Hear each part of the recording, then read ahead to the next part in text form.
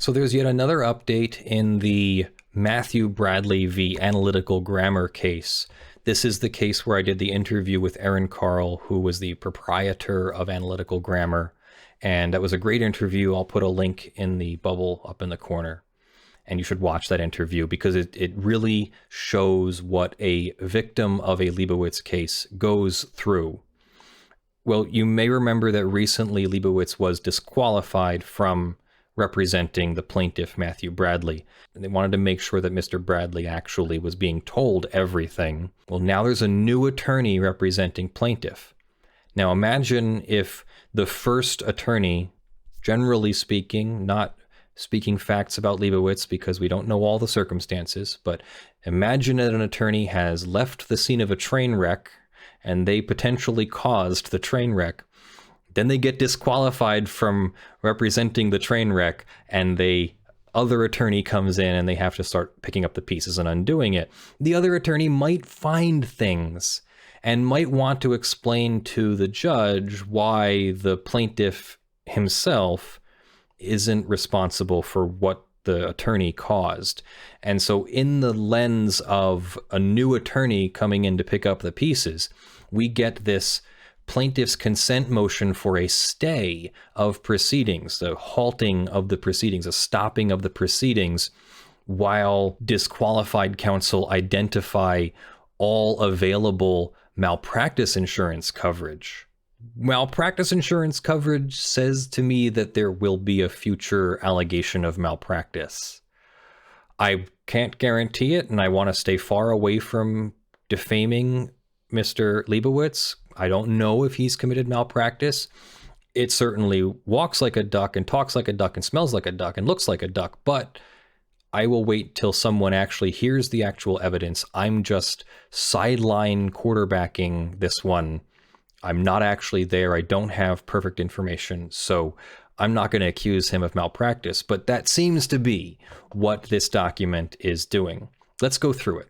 Plaintiff, with the consent of defendant, respectfully moves this court for a 30-day stay and an order that disqualified former counsel Richard Liebowitz immediately disclose to the parties the identity of malpractice carriers, and a copy of each insurance policy that does or may cover any malpractice committed by former counsel and his firm by reason of their actions and failures to act on behalf of plaintiff in connection with this litigation. That sounds like a malpractice accusation to me. It's not saying you committed malpractice by doing A, B, C, D. It's saying we're investigating and we want to know who your malpractice carrier is.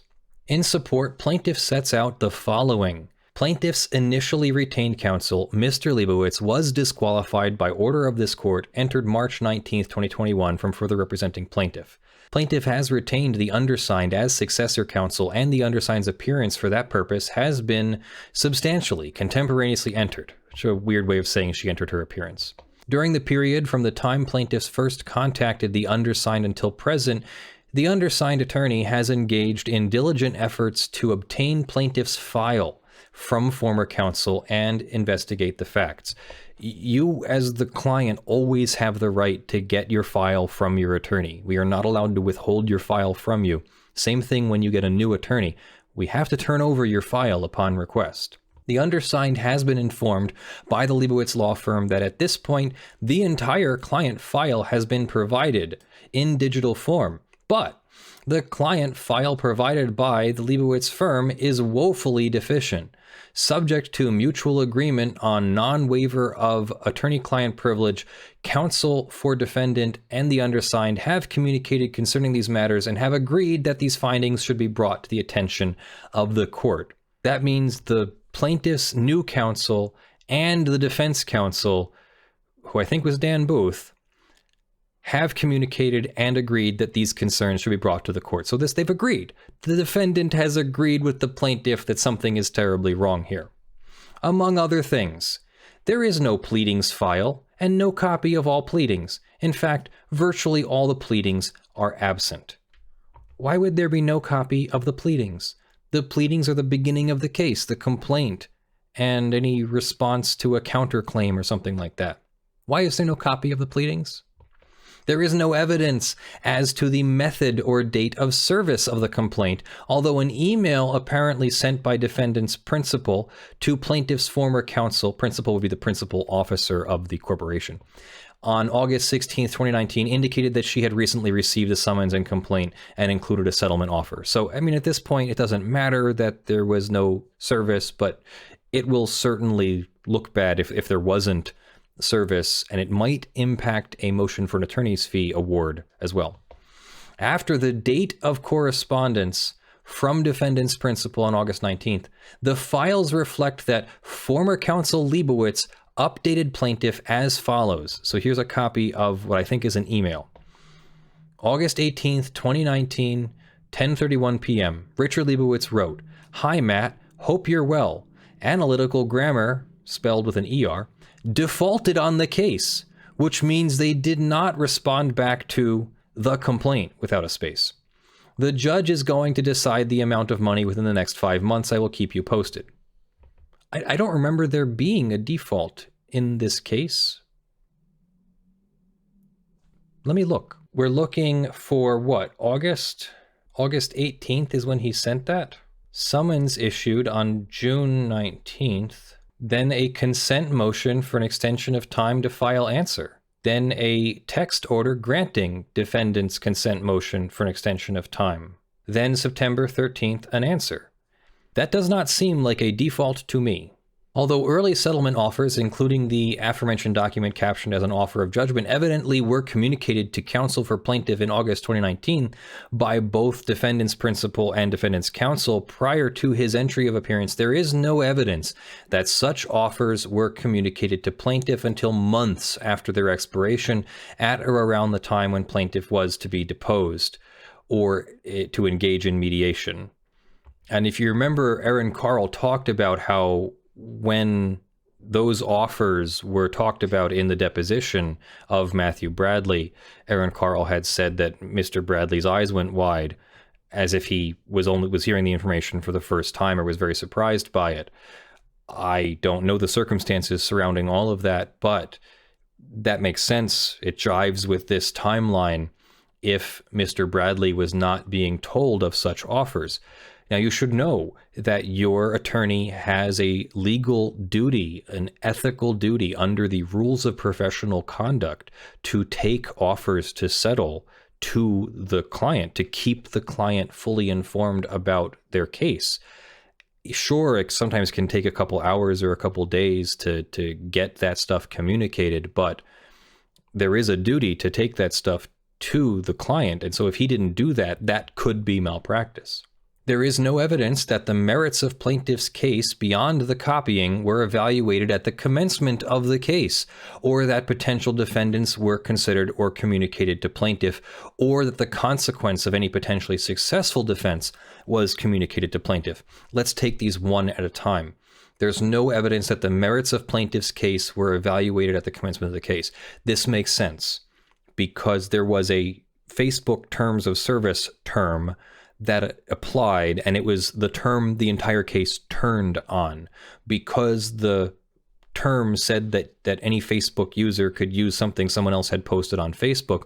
There wasn't any copyright infringement by Analytical Grammar reposting the picture that Matthew Bradley had put on Facebook, and that was the thing that ended this case. So then, not talking about potential defenses or not considering potential defenses would be a huge flaw in a plaintiff's case. And then not communicating the consequences of any potentially successful defense, that's really bad. That would be fatal. That would be not telling a client that by suing this person potentially incorrectly, you'll have to pay their attorney's fees if you lose. That's why a lot of copyright cases don't get filed, because one, you've got the DMCA. You can take something down without as much legal liability. If you file a lawsuit and then you lose, you're potentially on the hook for all of the opposing side's attorney's fees. And that's a number we don't know in this case yet, potentially because there's some part of the judgment that is still outstanding, and so the period of time hasn't begun to run on filing the motion for attorney's fees. And now, of course, this is a motion for a stay in the case.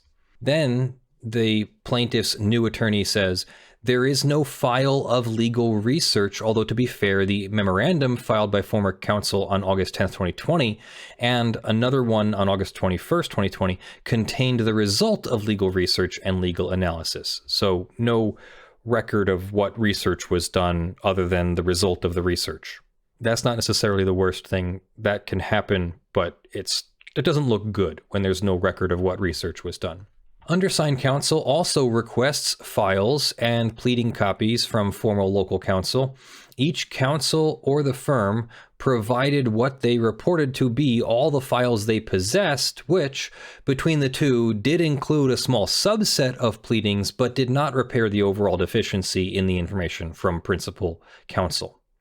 In light of the above and the court's order and judgment with respect to the parties' respective motions for full or partial summary judgment, counsel for defendant and the undersigned are in communication concerning the best disposition of this matter. In general, it appears to all counsel that to the extent any funds should change hands in favor of defendant, each party reserving all rights to settle and argue, I guess, over the motion for fees, the most appropriate entity to bear the burden is defendant's former counsel. So there you have it.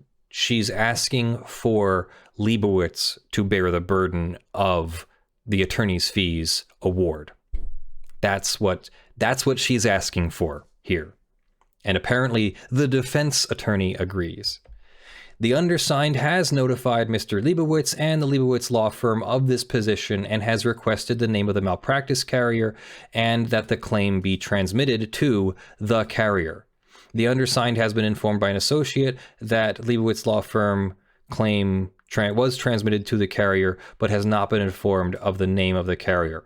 Undersigned has also not received a communication from the carrier to date, cannot independently verify the existence of coverage. Undersigned, as well as counsel for defendant, believe that determining whether and to what extent malpractice insurance actually exists and achieving contact with the malpractice insurance carrier would be in the interests of justice at this point of achieving an appropriate disposition of this case, and that the information received as a result of such contact would significantly assist in determining the appropriate path to take before the court, whether that resolution be without further need for court intervention, etc. Why? Why are they doing all this? The malpractice insurance carrier is going to want a say in any settlement. They can't settle the case with the malpractice insurance carrier paying unless they include the malpractice insurance carrier, most likely. If I was a malpractice insurance company and one of my clients settled a case and then made a claim to me, that would be more difficult than if I was allowed to be involved in the proceeding. So that's what I'm guessing at this point. So they're asking for a 30-day stay that allows the parties to explore this issue. Everybody reserves the right to argue everything, and counsel are of the opinion that they need a court order requiring Liebowitz to turn over the malpractice insurance carrier information, and that doing so is not a sanction or penalty requiring notice and a hearing, which would be due process. It's your basic due process rights. And if there is a sanction requested, a separate motion will be filed. So they want an order requiring the disclosure of the malpractice insurance carrier and a stay of the proceedings till June 27th. And she does provide, Susan Freya Olive here, Attorney Olive does provide support for a stay in a different document that details many of the same things that we just read about, and then argues the law. They cite the court's disciplinary rules that a attorney seeking admission submits to the disciplinary jurisdiction of the court, has to obey the ethical standards, and whether or not malpractice insurance must be disclosed voluntarily depends heavily on the circumstances. So they're presenting the circumstances and requesting a basic audit of whether he has insurance and what it is. That the disqualification does not defeat the court's jurisdiction, and concluding the same way. You make these things in two parts. You have a motion for a stay and then the support of the stay. And then they cite to a specific case here, and they cite to an ethics opinion, And that, I believe, is where that ends. We don't yet have a decision from the court, as that was just filed on May 27th. So Susan Freya Olive, attorney, enters her appearance on behalf of Matthew Bradley and then makes this motion. That's a normal way you would do that. You'd enter your first appearance as part of your filing something on behalf of a party. So yeah, Matthew Bradley has a new attorney. That new attorney is investigating malpractice claims against Richard Liebowitz, trying to get information about the malpractice insurance carrier in order to then get the malpractice insurance carrier involved in visiting any potential attorney's fee award or malpractice claim on Liebowitz and his firm themselves, as opposed to making Mr. Bradley pay for everything. Apparently, it seems, on information and belief, that Matthew Bradley was not told the consequences of filing an unmeritorious copyright claim. Sounds to me, it's totally speculating here, no defamation intended, that Matthew Bradley thought he had a claim, which is normal, comes to an attorney like Richard Liebowitz, specifically Richard Liebowitz. Liebowitz says, sure, we can handle that, goes and files a complaint without conducting an investigation, without informing Mr. Bradley of the consequences of being wrong, without researching the Facebook terms of service that apply to the use of the picture, wrong on so many levels, and gets Mr. Bradley in well over $100,000 of hot water of attorney's fees and potentially sanctions from the court, potentially a malpractice suit. Again, me speculating, because none of this has been proven or found before a court, but that's where I expect it will go. And I'll be watching this carefully, and I'll have updates for you as it goes. Let me know what you think of Leibowitz's latest saga in the comments below. And that's our show. Thanks for joining me. I'm Leonard French, your favorite copyright attorney, and this is Lawful Masses, your favorite legal news and education program here on YouTube, also on Floatplane and on twitch.tv/lawfulmasses, live on Sunday mornings at 10 a.m. Eastern Time. This is a community-supported channel, which means I need your money. It takes time and effort to make these videos, and in order to make room in my life, I need to also have support. So I really appreciate your support on patreon.com/ljfrench or sponsors.com/law. You can support the channel through YouTube memberships, or you can support the channel through Floatplane subscriptions. Thank you very much in the month of May to the following $50 plus supporters: Joe Tyson, John Steele, Gavin Barnard, Eevi, Spirit Bear, Benjamin Hitov, Ugly Grill, Rudolph Bescherer Jr., Brandyn, Abel, Torpedan, RDHDragon, Earthbound Star, and ShadowTycho. And thank you to the $5 plus supporters who are scrolling on the screen in front of me. You're all on the LED tablet behind me. I love you all. Thank you for joining me. I'm Leonard French. I'll see you in the videos that drop and the comments below.